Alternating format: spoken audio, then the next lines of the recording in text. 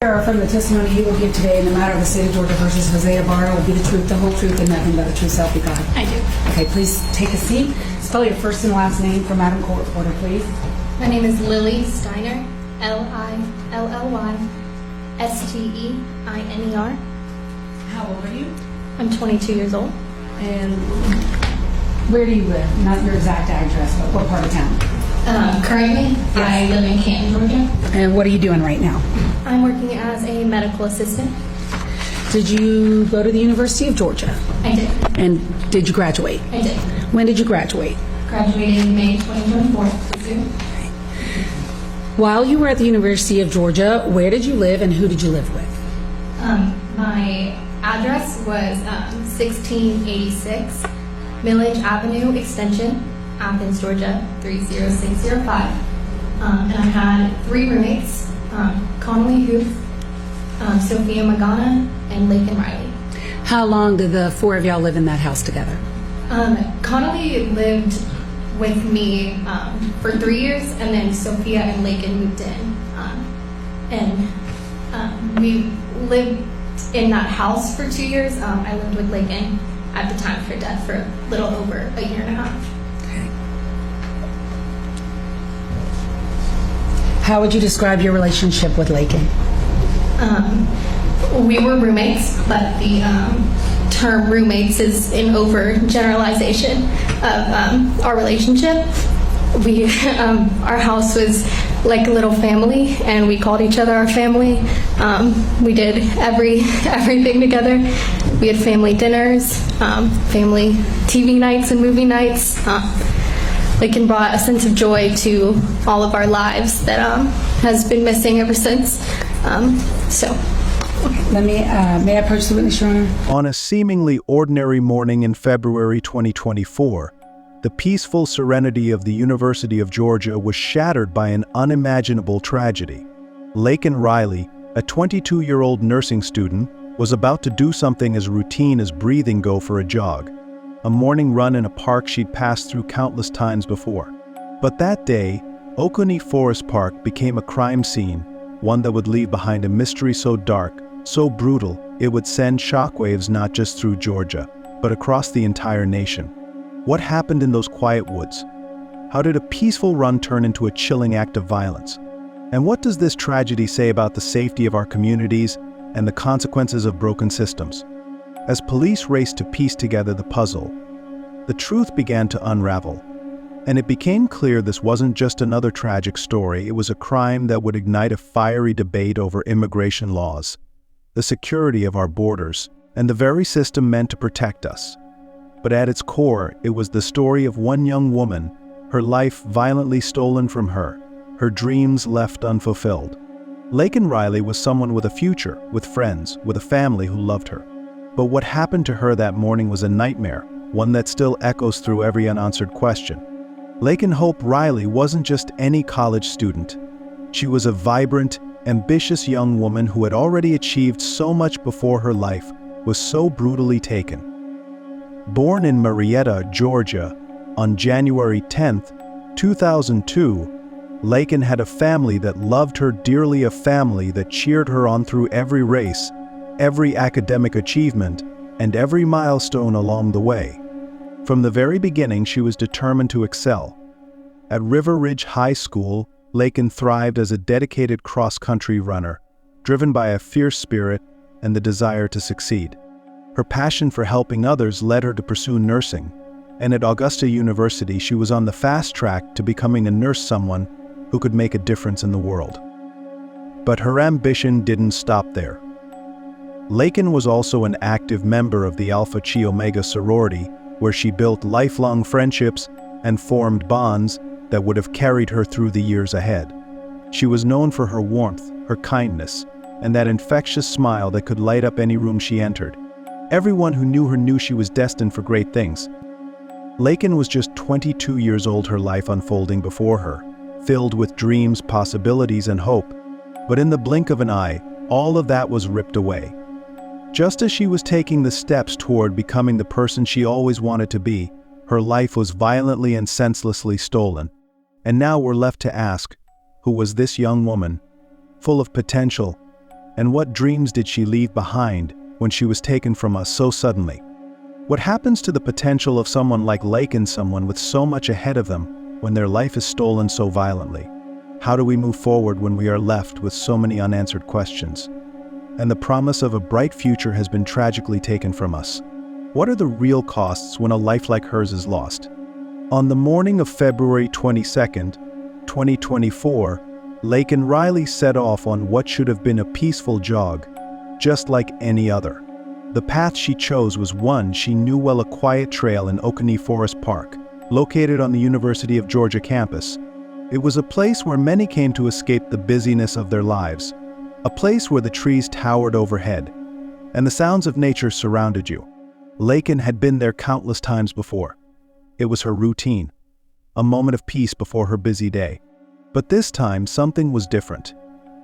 This time, the woods that once provided comfort would become the backdrop of an unimaginable nightmare. Hello, this is Clark County 911.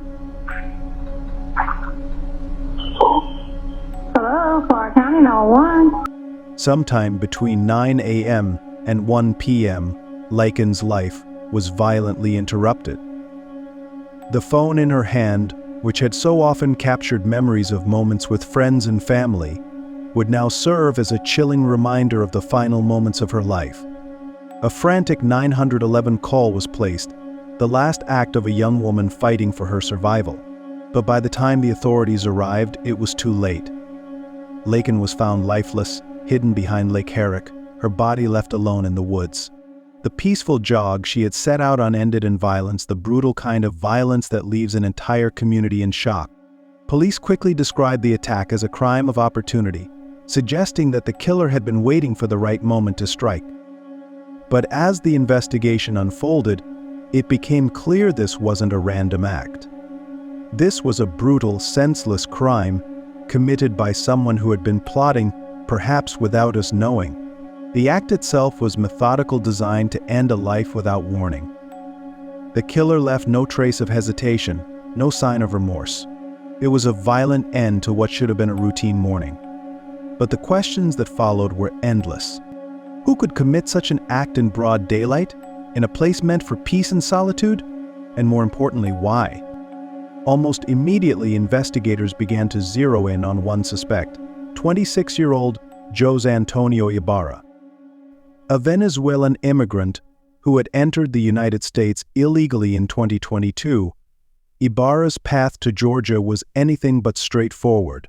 Having crossed the border near El Paso, Texas, Ibarra was apprehended by Border Patrol but was quickly released into the country, a decision that would soon have devastating consequences. It wasn't until months later that he arrived in Athens, Georgia, where his proximity to the crime would raise alarm bells for investigators. Just a mile away from the very park where Laken's body was found, Ibarra had settled into an apartment complex that would become ground zero for the investigation. As police continued to dig into Ibarra's past, they found even more disturbing links to the crime. DNA under Laken's fingernails, a sign of her desperate fight for survival, was found to match Ibarra's. His fingerprint was discovered on her phone, right on the screen she had likely used in her final moments to try and call for help. The pieces of the puzzle were falling into place. But still, a haunting question remained. Who was this man? And why did he choose to murder an innocent woman? Born in Venezuela, Ibarra had been living in the United States illegally, but the details of his journey raised even more questions. He had previously been arrested in multiple jurisdictions but had somehow slipped through the cracks. How did someone with a criminal history find his way to a college town, so close to where an innocent young woman would meet her end? Was this just an act of desperation, an isolated incident committed by a stranger who seized an opportunity? Or was there something more deeply disturbing at play? Something that had been brewing long before that fatal morning in Oconee Forest Park. The case against Ibarra was becoming clear, but the answers to why and how still eluded investigators. Was this an impulsive act of violence, driven by a twisted sense of opportunity, or was there a darker, deeper motive at the core of this crime? Ibarra's history, his actions, and his movements all pointed to one thing: Laken Riley's death was no accident. It was the result of a carefully executed, violent act, one that would forever change the lives of those who knew her, and leave behind a legacy of pain, confusion, and unanswered questions. What led a young man, a stranger to Laken, to commit such an unspeakable act? Was it desperation, a broken system, or something far more sinister? And can we ever fully understand the twisted motivations behind such a horrific crime? As the investigation advanced, the forensic evidence mounted against Jose Antonio Ibarra. The pieces were undeniable DNA recovered from beneath Laken Riley's fingernails, confirming that she had fought desperately for her life. The fact that Ibarra's fingerprint was found on Laken's phone, the very device she had likely used in her final moments to call for help, made it clear that he had been there with her. There was no escaping the truth. But even as the evidence piled up, the question remained why? What could have possibly motivated Ibarra to commit such a savage and senseless crime? Was this a crime of opportunity, a spontaneous act of violence fueled by a fleeting chance encounter in the woods? Or was it something darker? Something more calculated, more predatory? The police had their theory, but as with all cases like this, the question of motive lingered. Could it have been a robbery gone wrong? Or was it a more sinister crime? Something more deeply rooted in Ibarra's past perhaps, even something he had planned for much longer? As the prosecution built its case, they pointed to the overwhelming physical evidence. But the defense wasn't about to let the case be closed so easily. They argued that the evidence against Ibarra was purely circumstantial. They questioned whether his fingerprints on the phone and the DNA could truly prove he was the killer. In a court of law, nothing is certain until proven beyond a reasonable doubt. Of the scalp hair will be removed from the scalp, and when it's removed, you make sure that there's, the root comes along with it. So a collection of scalp hair from different areas of the scalp is collected.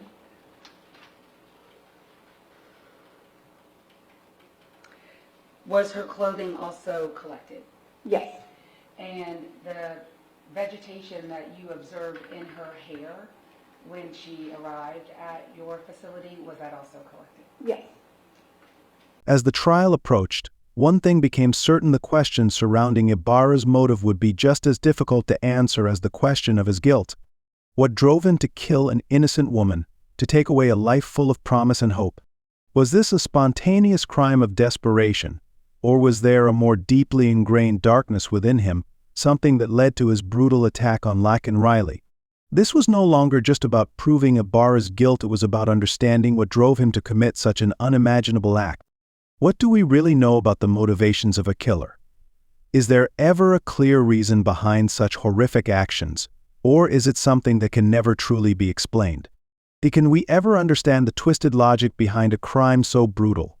Or do we only scratch the surface of a much deeper and darker reality? State's Exhibit 326, can you tell us what that is?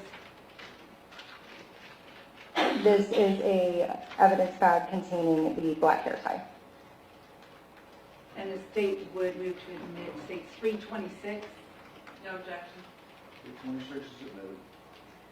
And I want to move to her clothing. Let's start first with her shoes. State's 322. Do you recognize 322? Yes. What is it? This is a evidence bag. Did you observe any injuries to Laken Riley? I did. Can you globally describe them, and then we'll cover them in more detail. Globally describe the injuries that you saw, just in general terms. So Laken exhibited blunt force head trauma as well as signs of asphyxia. What is asphyxia? Asphyxia is essentially the inability to deliver oxygen to your tissues and cells. And what types of actions can cause asphyxia? Where do you see asphyxial deaths? Asphyxial deaths can be seen in hangings, which are ligature strangulation. They can be seen in manual strangulation, as well as neck compression, either by somebody using their arm or doing an arm bar or chokehold or something like that. And at times, as a medical examiner, are you able to determine what type of asphyxia caused or contributed to a victim's death? In cases where we have good autopsy findings that would allow us to categorize them into one of those areas, we can. And in this particular case with Laken Riley, were you able to determine what type of asphyxia you saw? I was not able to categorize it. So how did you categorize it in your report then, or how did you characterize it? I just refer to it as asphyxia and not otherwise specified. So it could be manual strangulation, but you just don't have enough findings to say that. Correct. Could be compression. Correct. So you told us the global injuries. I want to start first with Laken's face and head, and then move down the rest of her body, if you could. Okay. So we're looking at states 303. Could you tell the court what we're looking at there? 303 is what we call our quote-unquote ID shot. So we take this for every case where we put the case number under the individual's face and take this photograph.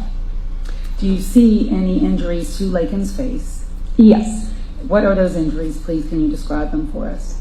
She has a combination of abrasions, which are scrapes, as well as contusions, which is just a fancy medical way of saying a bruise, so bleeding under the skin, as well as lacerations. Lacerations, as opposed to an abrasion just being a scrape of the skin, a laceration is a defect of the skin and the tissue immediately underlying it. States 304, what are we looking at there? This is another photograph of her face with a little bit of a closer view, as well as more exposure of the injuries to the left side. On May 8, 2024, the grand jury indicted Jose Antonio Ibarra on a staggering 10 charges: felony murder, kidnapping, aggravated assault, and more. The charges were serious and the evidence against him overwhelming. But the legal journey was just beginning. As the trial moved forward, it quickly became apparent that this case was not just a legal proceeding, it was a media spectacle. News outlets across the nation camped outside the courthouse, flooding the public with constant updates and making the case impossible to ignore. For Ibarra, this was no longer just about facing the justice system, it was about the world watching him, waiting for answers. Despite their request, the trial continued in Athens, Georgia, with no relocation. And inside the courtroom, the tension was palpable. The prosecution stood firm, presenting their case with precision. They laid out the evidence in stark detail: the DNA of Laken's fingernails, Ibarra's fingerprints on her phone, the jacket with her hair found in a dumpster near his apartment. Every piece of evidence connected Ibarra to the crime, making it clear that the killer was sitting right there in front of the judge. But the defense wasn't about to let their client go down without a fight. They attempted to poke holes in the prosecution's case, arguing that while the evidence seemed damning, it was circumstantial, lacking the crucial smoking gun that could definitively prove Ibarra's guilt. As the trial proceeded, the pressure on the jury grew. It wasn't just about the facts anymore, it was about perception. The eyes of the nation were upon them, and they knew that whatever decision they made would be scrutinized and judged. Could they truly deliver an impartial verdict in such a high-stakes case? And how would they weigh the mountain of evidence against the uncertainties introduced by the defense? The tension reached its peak as the trial entered its final phase, with both sides preparing for the closing arguments that would shape the fate of Ibarra. Does the overwhelming media attention distort the fairness of a trial? Can a case like this, with so much public exposure, ever be tried with complete objectivity? And in the end, does the truth get clouded by the weight of public opinion, or can justice prevail in the face of such intense scrutiny? As the legal battle over Jose Antonio Ibarra's guilt or innocence unfolded inside the courtroom, the impact of Laken Riley's tragic death rippled far beyond Georgia's borders. What began as a local tragedy quickly ignited a national debate, one that would divide politicians, lawmakers, and citizens across the United States. The murder of Laken Riley, a young woman with dreams, a future, and a life to live, had become more than just a heartbreaking story. It became a flashpoint in the larger conversation about immigration laws and border security. In 6411. But would it be over 50 feet? Yes. When you say you saw disturbed leaves and you marked them with those orange flags, what did you physically see? So when we were looking in the area, we were trying to look for additional evidence or just evidence in general. There, like I said, the leaf coverage was thick, but you could see almost like a slight depression in that area that led from the trail to the area of evidence markers 2, 3, and 4. And it was a little challenging to photograph because of the shadows of the trees, so I used the pin flags to show the path. And what are we looking at here in States 53? So this is a photograph from evidence markers 2, 3, and 4 back out, showing the viewpoint from the opposite direction, going from 2, 3, and 4 back to the trail, and then the pin flags are there. Can you point to the pin flags so we can see them? Yes. Up in the middle of the photograph. And when you walked that trail and you photographed and you looked at, did you look at the disturbed leaf path? Yes. Did you see any blood? No, I did not. Both President Joe Biden and President Donald Trump referenced Laken's death in their public speeches, using it to highlight their opposing stances on the pressing issue of immigration reform. President Biden, in his State of the Union address, acknowledged the tragedy and the heartache it caused, but his focus remained on the humanitarian aspect of immigration policy. He urged lawmakers to support comprehensive immigration reform, emphasizing the need for compassion and legal pathways for migrants. As the two political heavyweights used Laken's death to advance their own agendas, Congress quickly took action. In March 2024, the House of Representatives passed the Laken Riley Act, a piece of legislation aimed at tightening immigration laws. If enacted, the law would mandate the detention of migrants involved in serious crimes, such as burglary or theft. The bill also gave states the authority to sue the federal government for failing to enforce immigration laws effectively. Amid the political rhetoric, the real question became one of balance. How do we ensure the safety of our communities while maintaining a fair and just immigration system? How can we protect innocent lives like Laken's without tearing apart the very principles that make this country great?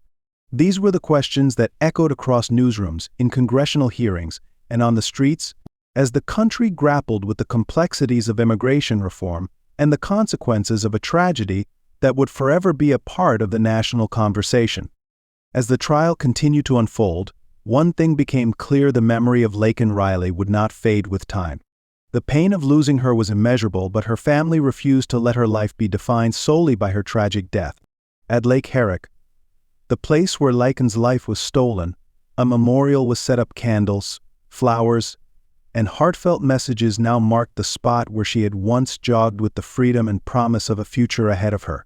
But this memorial, though a symbol of grief, was also a powerful statement. Laken's life mattered, and her death would not be in vain.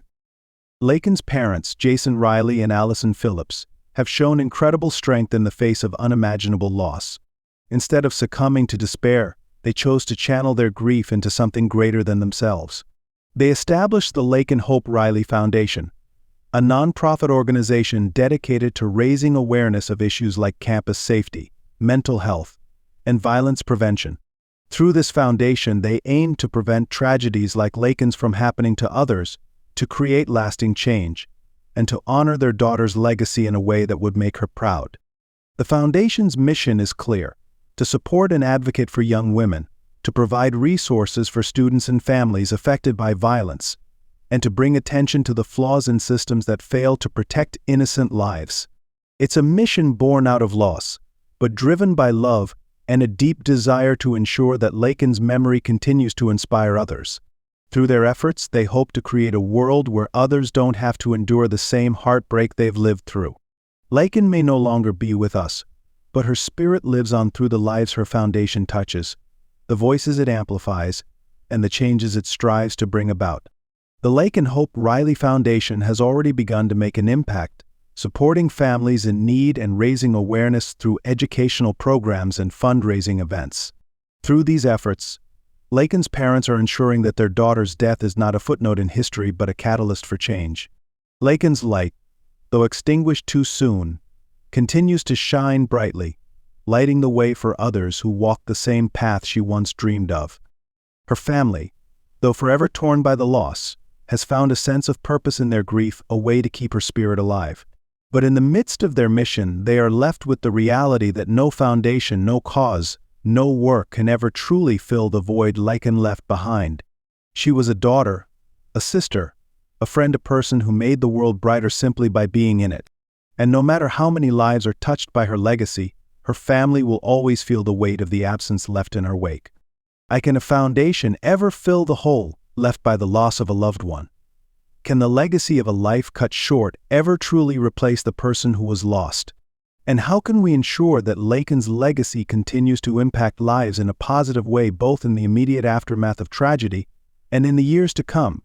As her foundation grows, the question remains, what is the true measure of a life lived? And how do we ensure that the life of someone like Laken Riley is never forgotten? Laken Riley's story may have ended too soon, but the impact she made will be felt for generations to come. She was a light in the world, and her light continues to shine, guiding us towards a future where no one else has to suffer the pain of losing someone so full of promise. It's up to us to keep that light burning and to continue the fight for justice, kindness, and hope. If you want to make a difference, if you want to be part of something larger than yourself, we encourage you to get involved. Visit the Laken Hope Riley Foundation website, learn more about the causes Laken championed, and find out how you can contribute. Share this story, spread awareness, and keep the conversation going. Together, we can ensure that Laken's legacy continues to inspire change. And don't forget to like, share, and subscribe to this channel for more powerful stories that matter.